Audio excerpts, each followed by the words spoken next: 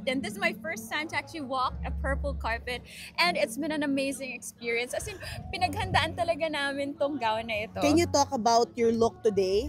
So today, I'm wearing Designer Daddy. So isa siya sa mga sikat talaga na Filipino designers who create yung mga gowns abroad and pinadala pa from the US to the Philippines para masuot ko today.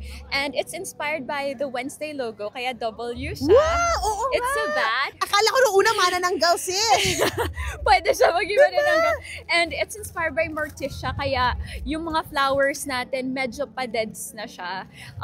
Gawa ng aking stylist na si Ann Fernandez. So Ang that's galing. why it's really gothic.